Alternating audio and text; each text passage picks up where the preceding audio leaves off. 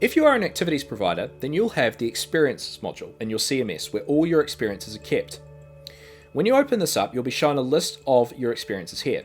To create a new experience, we click New. Start by filling in the URL, and remember, no spacing within the URL. Put the CMS name, the navigation name, and a heading. If you've created a hero banner for this specific experience, you can select it from the drop-down menu here. The same goes for the photo gallery, and you can select the specific gallery that belongs to this experience. An image must be selected so that there is an image shown on your website and not just an empty grey space.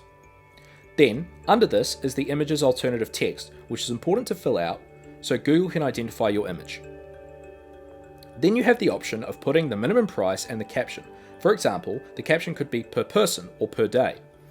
Then make sure to fill out the currency your business will be operating in. If you're operating in New Zealand, then it would be NZD, or if you are in Australia, it would be AUD. Below this, you have your button label.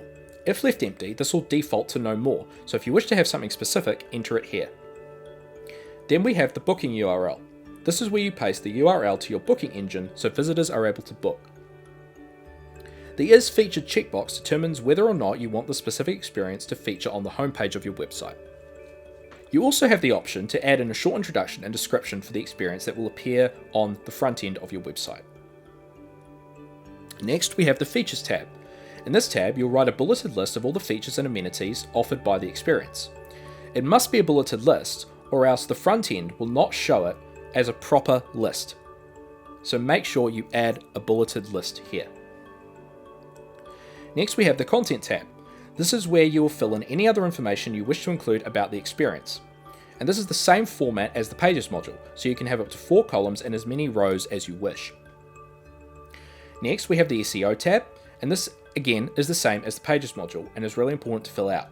The metadata determines where you will appear on a Google search, and the OG data is used for social media or external links. Finally, we have the Quick Links tab. Here, you can choose whether or not you wish to have quick links at the bottom of your page. Should you wish to, simply add a heading and description. Then, choose the style of quick link you wish to have at the bottom of your page, either default or cover, and then choose which pages you wish to have quick links for. Simply select them and then rank them. Once you've finished filling out all the information for your experience, click Save. And then once back at the list of experiences, remember to publish the page so that it will appear on the front end of your website.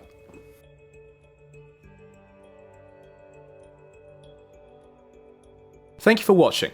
If you'd like to check out our next video or view more videos, click the links at the top of the screen. And don't forget to hit subscribe and turn the notification bell on so you won't miss any more future videos.